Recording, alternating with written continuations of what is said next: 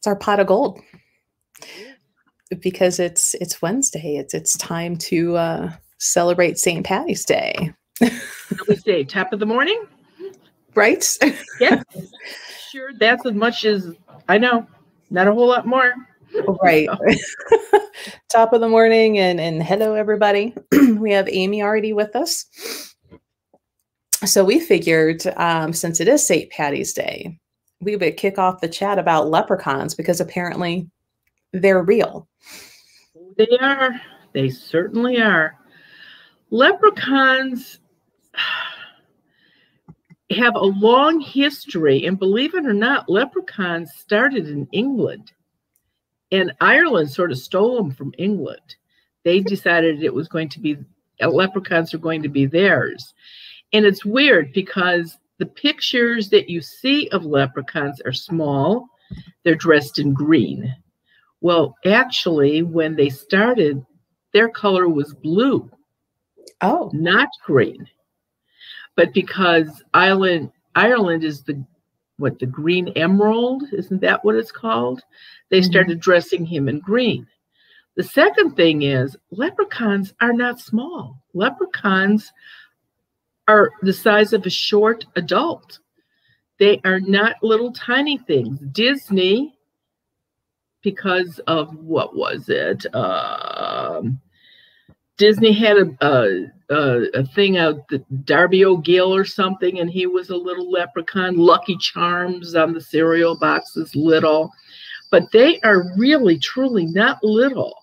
But they were originally cobblers. They did, they fixed shoes. But they were miserly and they hid their money. And so that's where the pot of gold comes from.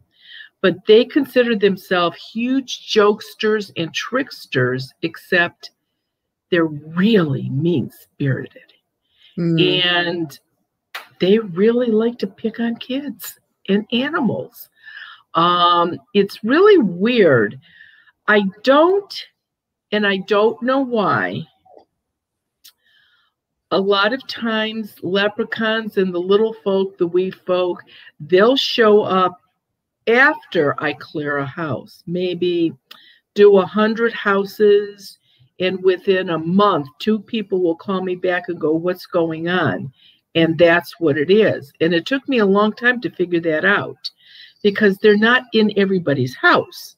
And if they are, they're not all causing problems. And so, I mean, it's just very, very strange. I've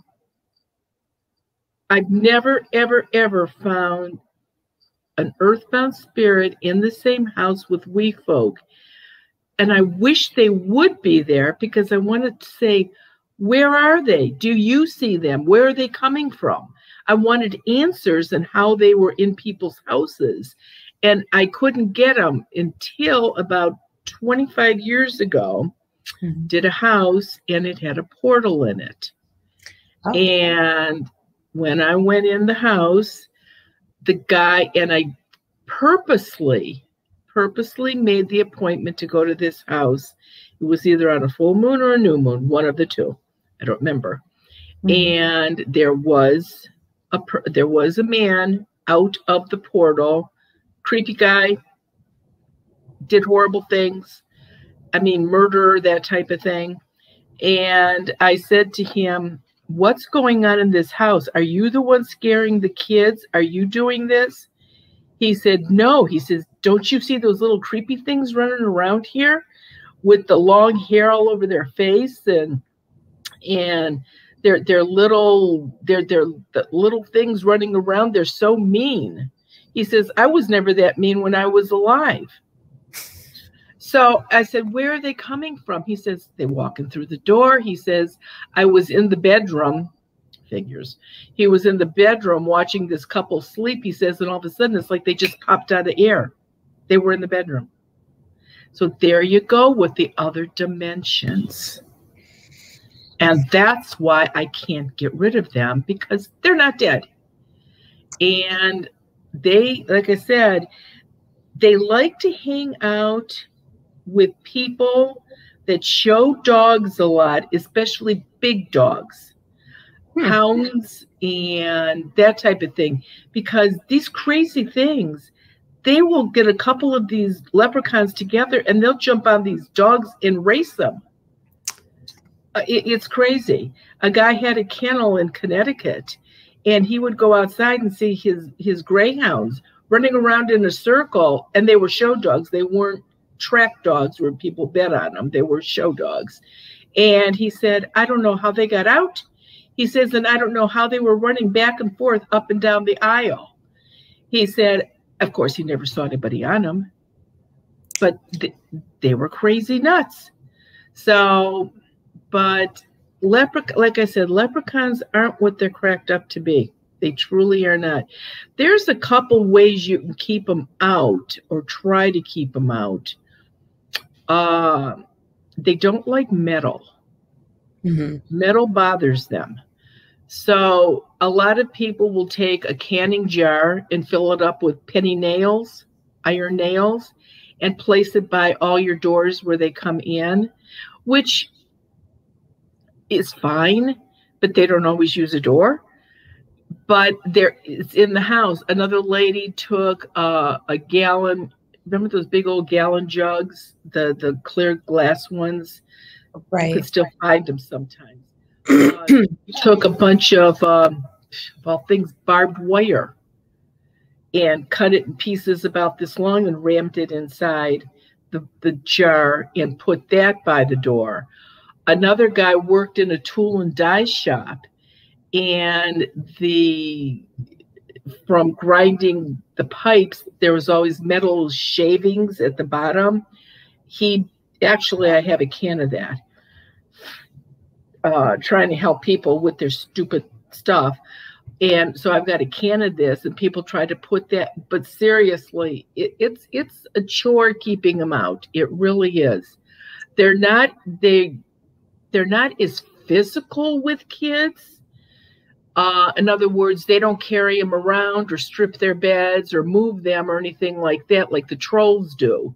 But they definitely like to scare them. Darn those little trolls. It's like people think I'm crazy anyway because I see dead people. And this is just great. Let's just add this to the list now. I mean, we're all crazy to some point. It's just like, what tribe of crazy do you belong in? Right. And how many recognize it? So, yeah. Again, that's why when people come in, they're like, you're going to think I'm crazy. And they're talking really quiet and they're looking around before they ask I'm like, do you see where you are? Yeah, right. Look around. I have crazy stuff in here. That's why. It's like when somebody invites me to a funeral, they'll go, now you have to understand, my family is a little weird. We're not exactly on the normal road. And it's like, there's no such thing as normal. Every family is dysfunctional in some way. So. No. And who wants a boring, normal family anyway? Maybe it would be nice. Hank, our sonic shaman friend, says, I wonder if the Egyptian rod technique for geopathic stress would work for them. Which that is like finding like certain energy centers, almost like ley lines, and you put rods in and it helps like shift the energy of the land. So sometimes when humans come in and build houses or something, it disrupts that natural energy of the land and it can get, off and wonky. And do you think that would stop them from being able to come in and out? Would that stop them from being able to jump out of another dimension? Either that or make it to where they would be less attracted, maybe, to that place. Maybe they keep coming in to see why it feels so off. Oh, I'm open to suggestions, believe me, because there's some experiments here. The solution to get rid of them is time consuming and it's a pain in the butt to do. It works, but it's still hard. So like I said, I'm definitely open to suggestions.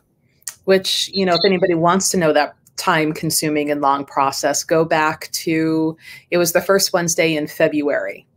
because I was down in Orlando. That we went over the whole thing, and in the comments, I even typed out everything as you were saying it. So you can go back and rewatch and get that process. It's on the YouTube too. And yeah, plus anybody that gets my monthly newsletter, it was on there also. So it's out there. It's floating around. You can find it. So Natalie is asking, is it Tara or Amber that has your abilities, and did she come to you about it, and what did she say? No, it's Tara, the younger one, not the older one. And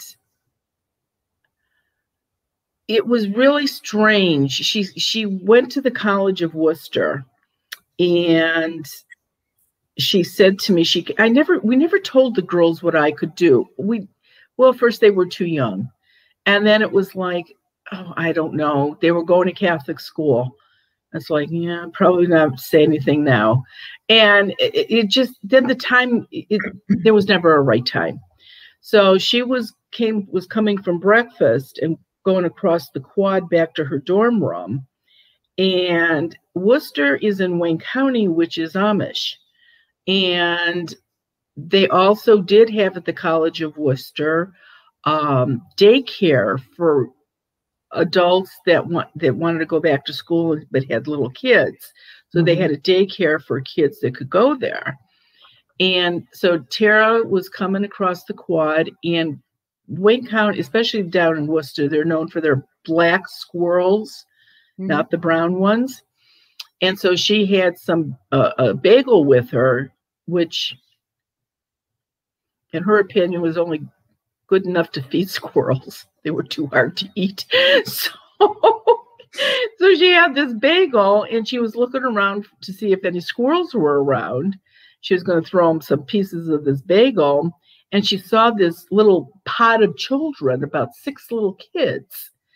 But they had Amish clothes on with the long dresses and the bonnets. And in all honesty, you don't find too many Amish adults going to college.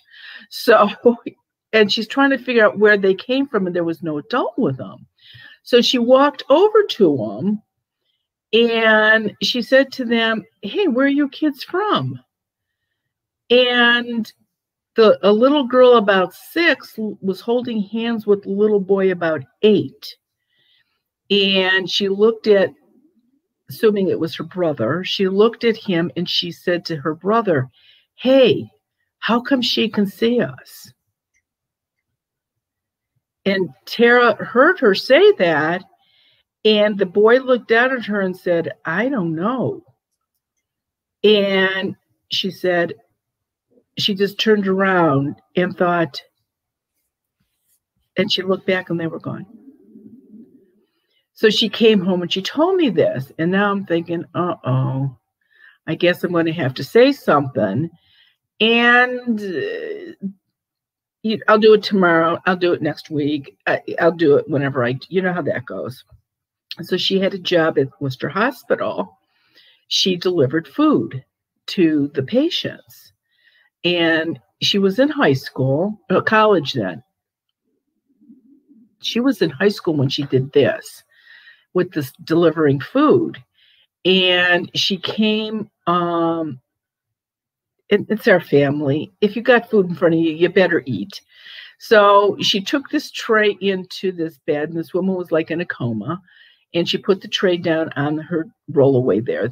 And there was, you know how hospital rooms have one nice comfy chair and then the other ones are hard? Well, there was this cute little old man sitting in this nice comfy the comfy chair in there. Little short guy, I mean old. And she looked at him and she said, do you want to wake her up? Do you think she's going to eat? And he says, "No, she's not going to eat." And she said, "Well," she said, "is there anything on this tray you want?" He said, "No, I don't think so." And she says, "Okay." She says, "Well, you want me to get you a cup of coffee or a cup of tea?" He said, No, I'm good." And she said, "Okay." So 45 minutes later, an hour later, she goes back into the room. Of course, nothing is touched. And there were cookies, peanut butter cookies or something that they had made to put on the tray. She goes, these cookies are really good. Do you want me to leave these cookies for you to eat later? He said, no, I don't think so. Just take everything. She says, you want a can of ginger ale? He said, no, I don't really want any. This is the family. Okay. So she leaves, and she had to write down on her paper that the woman didn't touch a thing. And she had to take it up to the nurse's station. Well, as she was walking up to the nurse's station, the head nurse was walking toward her. And so she handed her the slip. She said, Mrs. Jones in 312 didn't eat anything. And she goes, yeah, she says, she's probably going to pass away tonight during the night. And Tara said, okay. She said, well, she says, I did leave the cookies out there for her husband, even though he said no. And I thought maybe sitting there, he might want to nibble on the cookies. And the nurse said to her, I think people that visit sick people in the hospital, they feel guilty if they eat the food. So hardly anybody ever touches it off of somebody's tray. Tara said, yeah, I guess so. So Tara turned around, and then the nurse said, wait a minute. And she was looking down at the paper. She says, the lady in 312. She goes, yeah. She goes, we were just talking about it. She said, her husband died in that room 6 months ago. Tara said, no. He's sitting in a chair in there. No, he's not dead. The nurse said, yes, he is, Tara. And Tara grabbed her, says, you come with me. They got there, and he was like he's fading away. Mm. So that's the one we put off. But when she saw the kids so I reversed it. When she saw the kids at the college, we finally told her that. So, and she hated it. Yeah, she hated it. She absolutely hated it. So, our next question.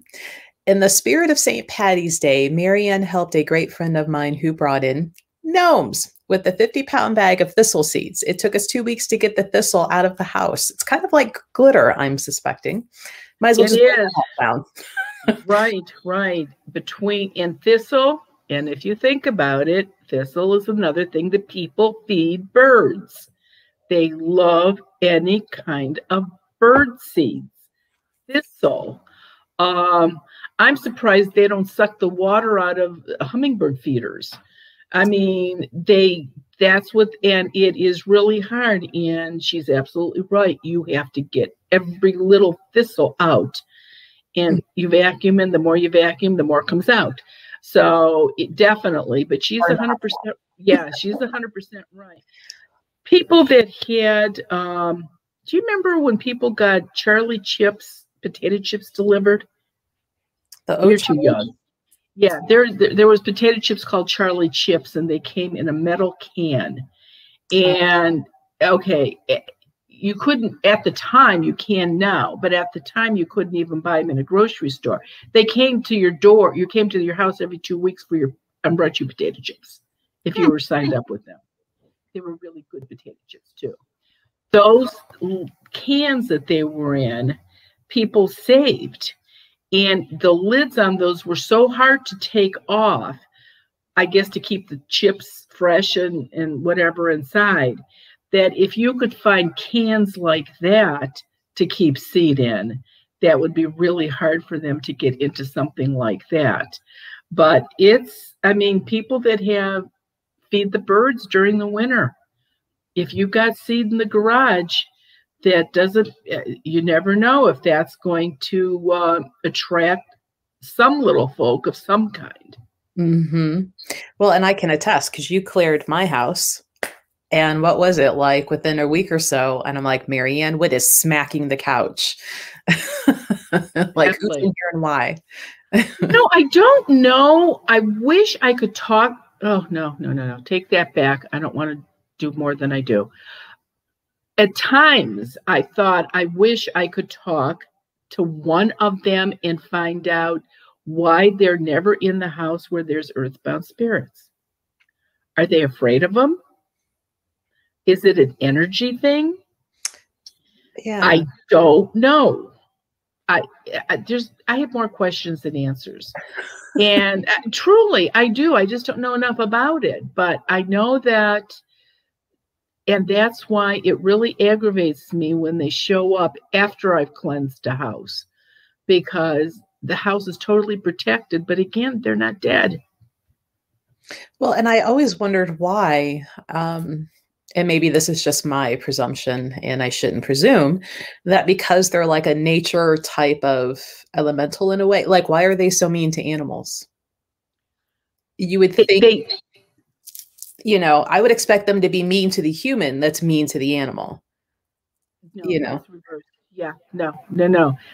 And I don't think in their world they're hurting them, just racing them around or, riding on them. I mean, dogs really aren't meant to be ridden.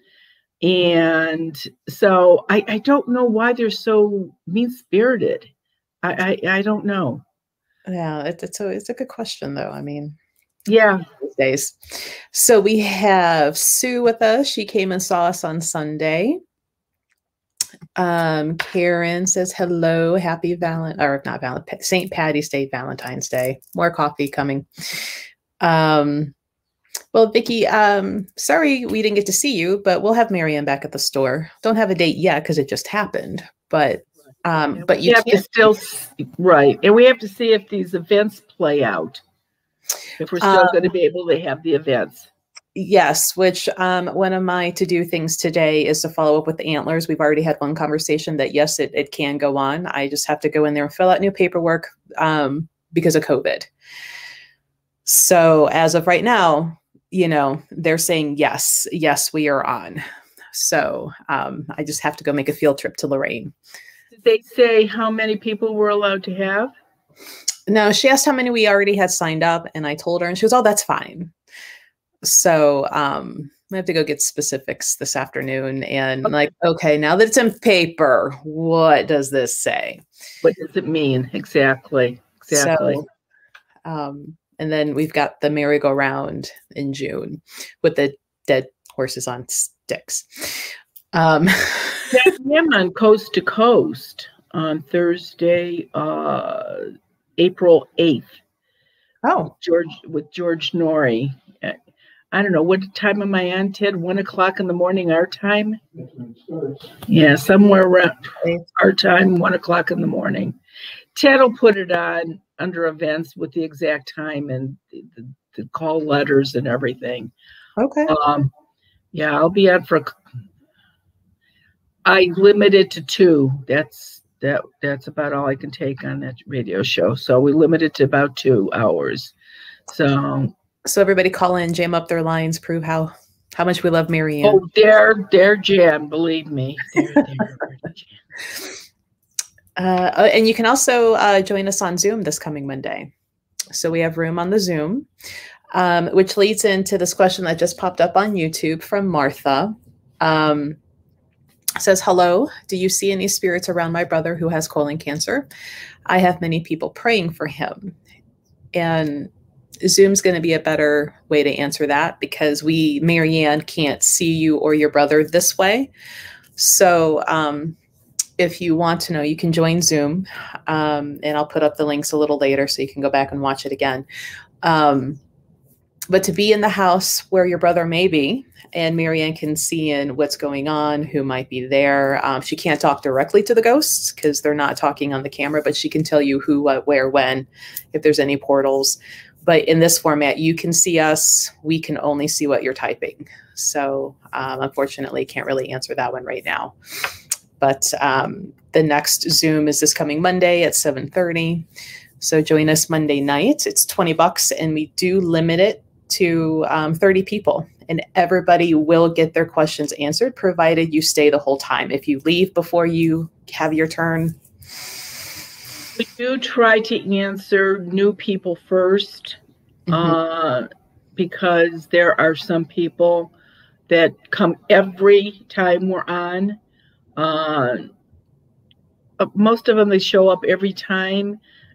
Just say it's better than Friday night TV. So they like to hear what everybody has to ask and everything. So some of, once we do the new ones, The old ones go by a little bit faster. And there's a ton of them that don't even ask questions. They're just sitting in. Well, and there's always new fun little things that come up, like using the hairdryer to get the smoke from the smudge stick up into the attic that you can't really get it. Why didn't I think of that? But yeah, I don't know.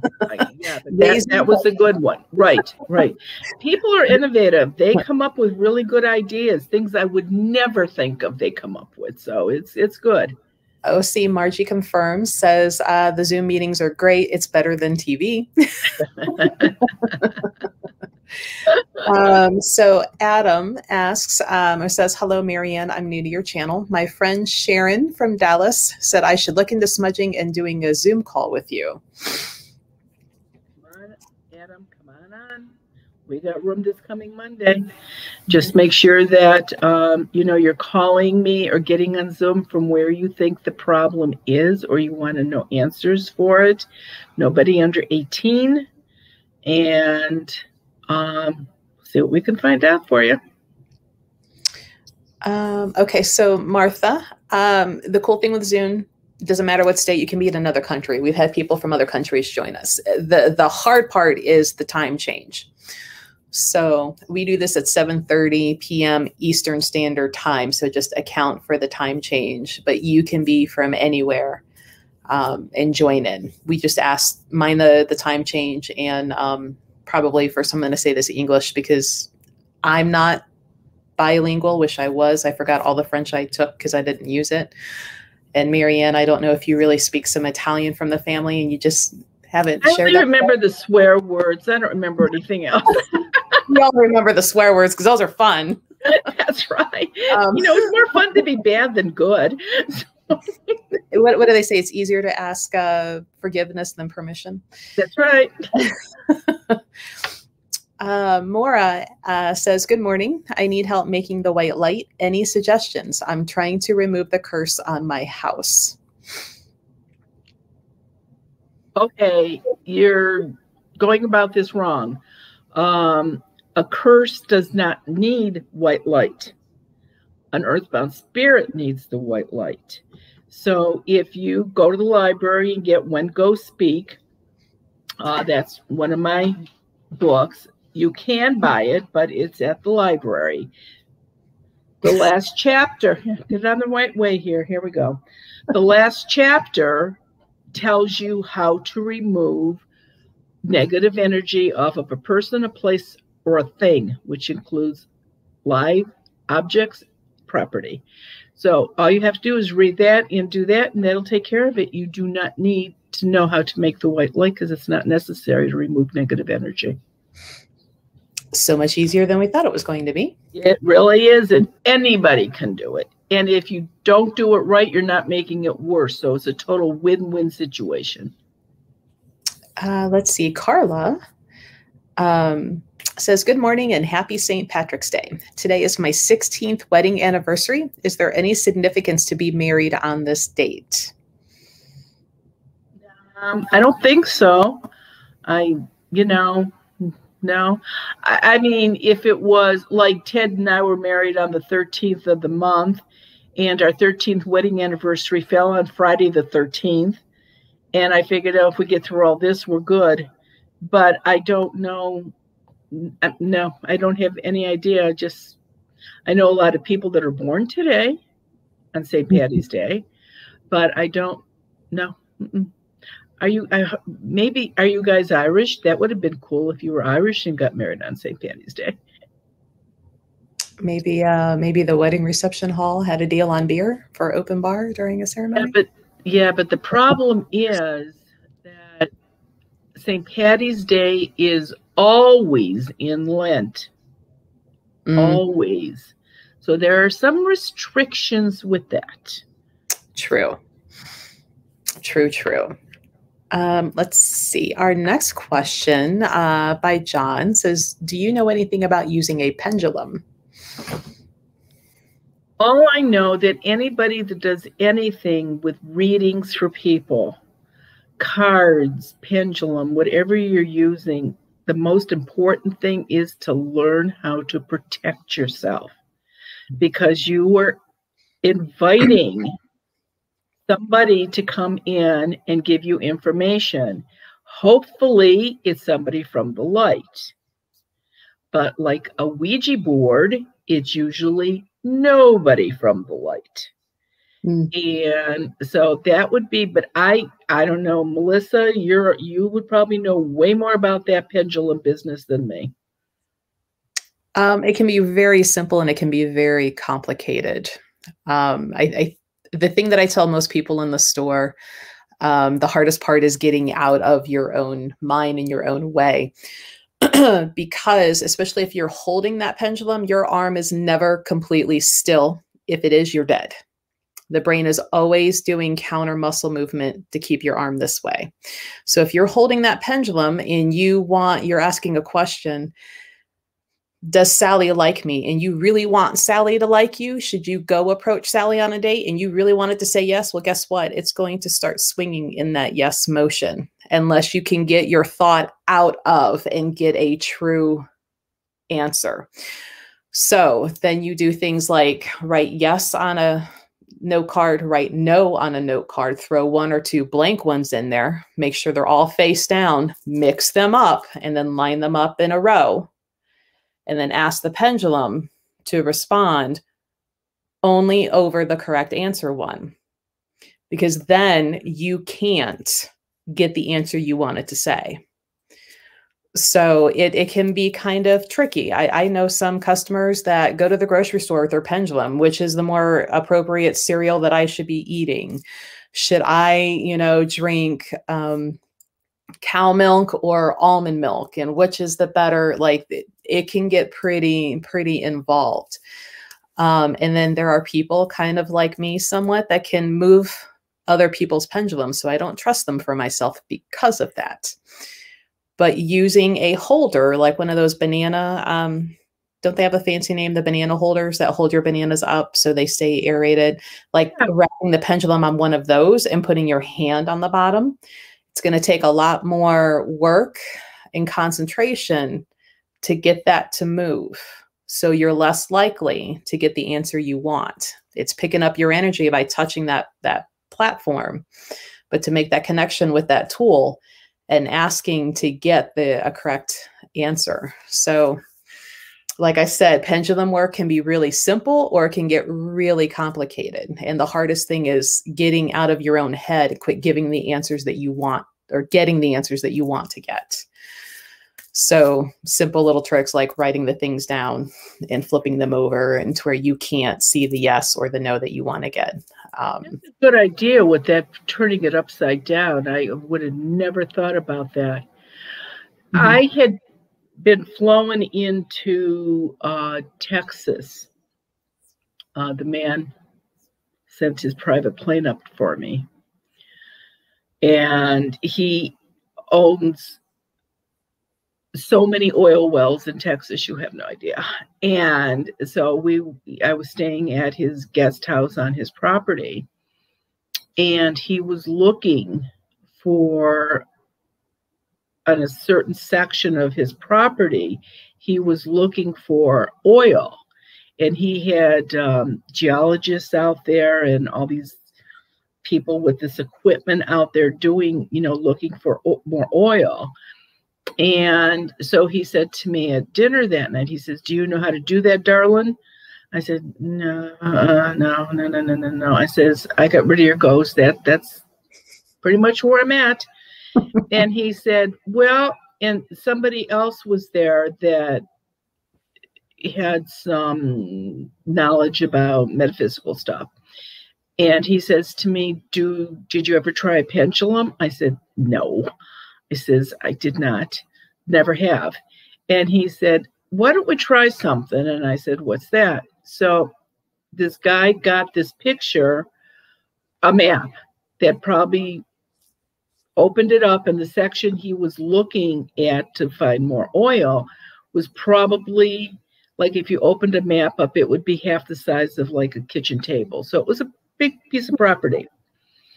And I looked at this other person that was there. I says, and you carry a pendulum around with you? He said, no. And I says, well, What am I supposed to do? And he said, I don't know. He says, let's think of something. So this homeowner's daughter was there, his married daughter, and so she had a necklace on, a necklace, and she took it off, and she had a diamond ring on because she was married. Seriously, I really probably figured that it probably wasn't even real because that's the size of it. I'm thinking, oh, gaudy, but I didn't say anything. So this guy hooked the ring onto this chain, and he says, okay, he says, now this is what you do. Just go hold it over this map and see what happens. It's like, oh, you people are all crazy. So I'm holding this thing and I'm going over this map, and all of a sudden it started doing circles. And I'm thinking, I'm really not doing that. I don't think I'm doing that. So I moved it, and it did small circles in another place. But then when I took it back up to the first place, it did big circles. I said, I don't know. I says, I really truly wouldn't bring all your equipment in and take my word on this. I says, because I don't think so. He said, okay, let it go. So that was it. So the next morning after breakfast, he said, we're going to get in the truck and we're going to go out to those 2 properties that you circled. I said, you're got to be kidding me. I said, Texas in the summer. Do you have any idea how hot Texas is in the summer? And so I said, all right. So we get into his big truck, and we had to pay, middle of nowhere. We had to go through creeks. I said, how are you going to drive this thing through that creek? I said, it must be 3 feet high. And his truck, I don't know what kind of truck it was, but he could push a button and the whole thing came up. This is unbelievable. So we get to this place, and he said, so I'm standing on this place now. And he said, so what do you think?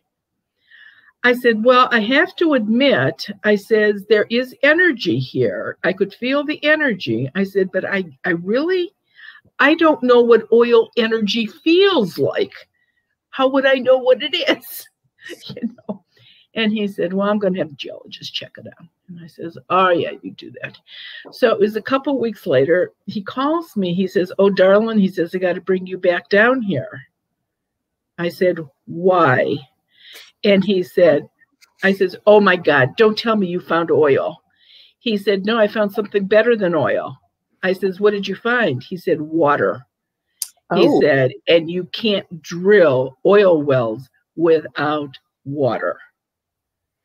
I said, okay. I said, so now I know what water energy feels like when you're standing on the ground and there's water underneath. He said, we were all over that area with somebody else we had in with the divining rod trying to find water out there. They couldn't find it. I said, so was it the pendulum? Was it the ring on the necklace? I don't know. Well, and that's a fun point because I sell pendulums, right? Technically, put a bolt on a string, put a nut on a string, grab something with enough length to swing and something as a weight, and you got it. But the crystal pendulums, they're pretty. They help keep a mindset and, but yeah, you can use stuff from your garage or your junk drawer in the kitchen. And I have to tell you, I've never tried it again since. And he's brought me out there a couple more times, but I never had to do that again. So that was, but he did take me out, and Ted was with me the next time we went out, and he did take us out to that site. 3 oil wells were on that property that the water could all bring the water. So it was a very fertile place for oil, but it wasn't, like I said, where I was standing, it was definitely water. That's interesting. You got a backup pastime now, all for the sake of traveling, I think. No. It's funny because he says, "Darling, I'm going to send my plane up for you." I said, how big is your plane? He says, "Oh, it holds 7." I went, "Yeah, no." I says, "Just get me a commercial flight." He said, "Why?" I says, I'm not fond of little planes." And he said, "Well, send the bigger one up." I said, the bigger one. He's got a bigger one. I said, "The bigger one?" He says, "Yeah." He says, I says, "How many does that hold?" He said, 27. I said, "Just get me a ticket. I'll just come in on a commercial flight." I says, "No." He goes, "That's not big enough?" I went, "No, no. Maybe a duck or something could get into the engine of a plane that big and bring, no, I'm not, no." And he said, "Okay." And believe it or not, he had one bigger that was big enough. Oh my goodness. I told you he has hundreds of oil wells. I wonder if you would have said that still, like, how big can he go? Like, now inquiring. Well, I think the one he brought up had numbers like 7. Do you remember what his biggest plane was, honey? No, he doesn't remember. Well, it's hard to tell how many it held because they had it blocked off for bedrooms and bathrooms and an office. And it was, I don't think it was as big as the president's airplane. Probably not. Did you know there's not just one Air Force One?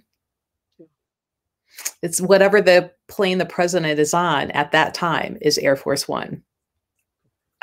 Stupid things I learn on History Channel. Yeah. Okay. Yeah. Oh, I learned that from the movie. The President's Man. I need to watch more movies. Okay. Adam has another question for us. Says, "Marianne, I'm curious about smudging. It seems Native Americans do it differently. They use a feather and they use the smoke to cleanse themselves. Curious as to why the difference is." Because it is the way they were raised and they use feathers. And,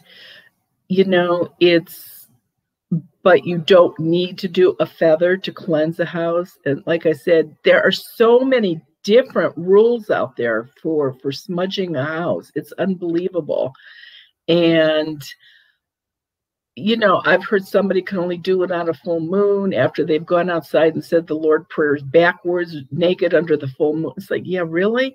No, just smoke it up and do it. And just make sure you get, my only concern is that you get every space. And like Melissa said, attics too, and a lot of attics are not walk up, you can't get into them. But if you take the cover off the hole in the closet and use a hair dryer, there's portable little fans, you can blow the smoke up there. My biggest concern is just remember to carry something under the smudge stick so the ash don't fall on the floor or the carpeting. Mm-hmm. Somebody actually tried to sue me because their carpet had burns in it from the smudge stick. You wouldn't think I would have to tell people to be careful, but you do. Yeah. That's why there's warning labels on things, because somebody's done it. My favorite thing is to say, smoke it up like an 80s bar. That way, you got enough smoke and it's getting everywhere. Yeah, exactly. You're Orkin man. Whatever room you don't go into is where they're going to go wait you out. Don't be lazy. No. Exactly right. Just like there's different there's sage, there's sweetgrass, there's combinations of everything. I think most of it is the intent. And I don't know if you carry the smudge spray in the store. That really, truly does not work. But some houses are people are very allergic to all kinds of different things. And I guess that's better than nothing. Yes, do better for or inside your car, something that's enclosed, but not a property. It's not enough. Liquid goes out and down. It doesn't float. It doesn't get into things. It doesn't. So when people are like, I'm cleansing my house and I'm looking at like 2 bottles of spray and I'm like, you're going to need more. And it's a lot easier and cheaper to get the actual smudge stick and do it. So our next question is about Reiki. Melissa, what do you think of Reiki? Any suggestions and best way to start? And, Marianne, since you've worked in metaphysical shops many years ago, I'm sure you also have good suggestions on how to. Yeah, Ted and I are second degree Reiki. We've taken Reiki. We didn't take it for anybody but ourselves. That was the whole purpose of it. And you know what? Anything that you use positive energy for or with, that's not a bad thing. It's a good thing. So, I know there's a lot of different Reiki strains. I mean, everyone thinks theirs is the best, the only one, blah, blah, blah, blah, blah. But you know what? I think if you feel comfortable and you're getting, you're able to give somebody energy like that, I think it's a good thing. You don't have Reiki classes at the store, do you? Not currently, just because of the whole COVID thing. You used to, though? Mm-hmm. Oh, okay. Yeah. I didn't know that. The Reiki that we would really teach, and the fact that I have to say the Reiki, because there are so many different kinds. And here's a fun fact. There is no governing body that monitors which Reiki is legit and which is not. Marianne, we could come up with ghost Reiki and start putting it out there, and nobody's going to come tell us that we're wrong. So be mindful of that. If you have a Reiki practitioner that you've been going to who is a master, ask them if they teach. Because obviously you felt the energy, you like it, it feels good to you. See if they're willing to teach you. Reiki isn't as expensive to learn as it used to be many years ago. It was thousands and thousands of dollars per level, like back when Rune was itty bitty. Like, yeah, I knew somebody that paid $10,000 for their master's. Mm-hmm.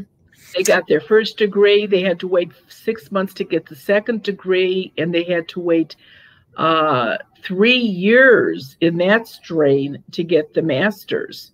Mm-hmm. And they had to go, and they couldn't just be done local. I forget what state they had to go to get the master's in. Mm-hmm.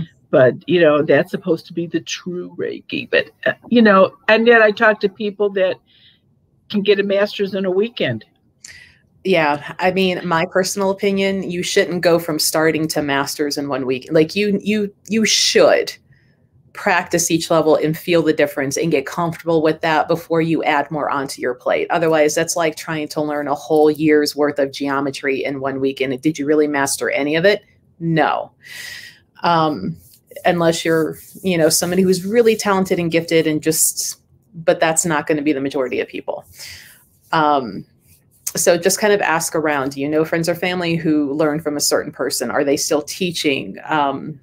Don't get caught up in the propaganda of this one's better than that one and blah, blah, blah. That's human ego. That's not the healing energy at work. But a fun fact, Cleveland Clinic uses Reiki now, and they actually have it on some of their floors. It's the all the hospitals do now, even Metro. They all use it. Mm-hmm. Just like a lot of them use, have yoga instructors coming in now. Oh, I didn't know that. Doing classes for patients with they can use yoga. So you know what, it's opening up. Everything isn't in a closet anymore. People are learning how to do different things and accepting them. You're not a weirdo anymore if you do something like that. I was really surprised and happy when some of the I don't know if the main VA clinic is doing it in Cleveland, but some of the little outer clinics were starting to do it. And that was I'm like, yay. They're opening up, and I'm hoping that, the service members feel comfortable with it, that it's not too woo-woo and not hua enough, or insert other random noise that they make. Right. The husband and wife couple that that come in the store frequently, they have a healing program that they do that is very, very unique. And Ted goes to the VA, and the last time we saw them at the store, he had asked Ted if he could bring it up and see if the VA would be interested in him coming in and demonstrating. So he talked to his doctor that he had, it turned out he was seeing a doctor a couple of weeks after that. And the doctor said, oh, well, we do, Reiki and other stuff here. He says, yeah, let me run it up the flagpole and see. So I don't know if this couple has heard from them or not, but he didn't look at Ted like Ted was crazy. So that was I need Ted to vouch on my behalf to get my shaman work into the VA. I've been knocking on doors for him. Like, these men and women need soul retrieval and work, not just pills and a pat on the hand. But they're like, you're too weird. And I'm like, no, I'm not. Well, like I said, I don't know whether they called that couple or not. If they did, I mean, Ted put it out there, and do a proposal up. He'll give it to a doctor, see where it goes. I'm gonna have to, because I've tried all of the more traditional ways to do it. Yeah. And I get the, we'll call you, door closed, and I'm like, whatever. Filed it right in the trash can. Yeah. As a good friend of mine who was special forces, it was that I'll take it under advisement, which means it went down into the shredder. That's right. I'm like, I know what that means. Army brat, Army wife. I know what that means. Let's see. Oh, we're almost at 11 already. That went by quick. These little leprechauns apparently are time benders too. Fun little people. Actually, not so fun little people. Quite mischievous. Let's see. So some upcoming events. We have Zoom on Monday. If you are wondering if you have any earthbound spirits, negative energy, portals in your home, this is the event to get on. That link will take you right to the scheduling, or you can go to goddesselite.com and look under the events page, and it will be there. We do limit the event to only 30 people. So only 32 faces will be there. The 30 people that come in, mine and Marianne, a lot of times mine's not even there. I turned my camera off because it's all about Marianne helping those who have came to find out what's going on in their home. $20 to find out what's going on and advice how to take care of that. Otherwise, Marianne, your call wait list is still about 8-9 weeks out? Yeah, it's going to come down a little bit because we're getting our second COVID shot on the 24th of this month, and I won't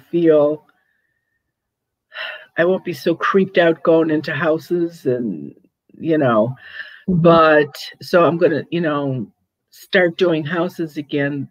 That's the problem. Calling back these people, I know they've got something because I heard it on the voicemail, but how do I call them and say, yeah, you've got this, creepy looking guy hanging out in the bedroom, but no, I'm not coming out. So that has been part of the problem why I've been really slow getting back to people too, because I don't want to say no, but I can't say yes. And so that's been the issue. So, and a lot of people, I mean, what is it? By the end of this month, 16 and over are going to be able to get the shot. So it's opening up, which makes me feel really good. So, but it's still going to be at least 8 weeks before I get back to you, at least. So there's our website. If you want, that might be quicker to find, our other classes and workshops that we do. And Mary Ann's, if you want to get a quince seed or a dream pillow, Blessed Sea Salt soap. Did you even have any soap left after Sunday, or did they wipe you out, man? No, that went out. No zipper pulls were left. That was really everybody that came out Sunday. Thank you. That was a really nice turnout. And people brought a lot of pictures. I think I gave people some really good information. And it was fun seeing a lot of people that I haven't seen in a year. So it was fun having that many people out there. Sunday was a really busy day. Like, I was exhausted by the end of that day. I came home, stared at a wall and drooled on myself. I'm like, right. And some of the people that come to visit you just seem to be a little bit more needy than others, and they're just more of a drain sometimes. So by the end of the day, yeah, I'm tired. It was a good day, though. It's a good tired. It was. It was excellent. But I will admit, I swung by the drive-through, grabbed a pizza, threw it at the kid, and I'm like, don't talk to me. I'm done talking. I'm done. And he gave me a hug. He's like, I'm going to go play my game now. I'm like, you do that. If you would like to call Marianne and leave a message, here is the phone number to call. But please remember, again, it's a few weeks out before she's going to get right back to you. The Zoom would be quicker. You'll find out that night. And I will be confirming, and then we can confirm about antlers later this afternoon after I get the paperwork, and confirm what all we're going to be doing with COVID still kind of as an issue. But as the YouTube tonight at 5:30 it's a little creepy, scary. It's these little folk running amok in a house with 4 children. And what they were doing to these kids. So if you want to hear that, tune in at 5:30 today. See, that's another thing. Like, you would think children, because they're so young, they're more positive and loving until life jades us and we turn into that you would think the fairies and the little people would be all about the animals and the children, and like for them to be so prankster-ish. And in all honesty, I mean, when I talk about ghosts that I can see, of course, they're the ones that cause problems. And there's probably 10 good ones for every bad one. Okay. And the same thing is true with this. There are good little folk. There are good sprites. There are good fairies. There's good ones out there. I mean, Tinkerbell, you think she was bad? No. And so, but what we're talking about, because of trying to protect, we are referring more to the ones that cause problems than not. Right, because there's also the brownies, which is funny that the Girl Scouts are brownies. Brownies, yes, they are. And the height that the little house brownies are. And I'm not telling you to invite these into your house, but if you do have them, leaving them things like milk and honey, they help the upkeep of the house. And after that, that hurricane that hit like 6-7 years ago, that it actually wiped out power and everything, even up here in Cleveland. My basement partially flooded, took out the furnace, or it like snuffed it, and we kept trying to relight it. And I was just so frustrated. And I'm like, I don't have money now to go buy a furnace because I haven't been able to make money for a few years, for a few days. And I remember like just putting out some milk and honey. And I'm like, look here, if I've got little brownies, I need that to light. And it lit. What is when you want to sell a house? We won't. Also, with the honey. Yeah, well. But I think your house was meant for something different. But at any rate, but a lot of people this works for, to put it outside the house, and the little fairies will help sell a house too if you give them some milk and honey. Oh, maybe I need to go litter the lawn. I'm afraid of drawing ants. Yeah, well, that's why you do it outside. But I have a stubborn piece of land in a house, and actually I don't think it's necessarily the house, it's the land that it's sitting on, and that's a whole other story.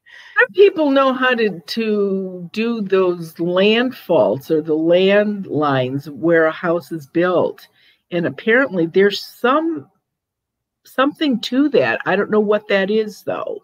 And I don't know, maybe your house is on one of those faults. Leave it to me to find the one, that everything doesn't work for. Like, people are like, have you tried St. Joseph? I'm like, I've had 6 of them little guys out in my yard, and that still didn't work. One in every corner, one in the front yard, one by the porch. Unusual, because St. Joseph is pretty good about that. So he and St. Joseph apparently don't get along. As good as Tony trying to find something. You know, I've never really had to use that. So maybe I should, because my favorite picture of my son like went missing off the refrigerator. I still have yet to find it all these months later. Oh, all you have to do is say, Tony, Tony, look around, something's lost and must be found. And within a day, you usually find whatever it was you were looking for. And Tony is St. Anthony, just so you know. Right. Yeah.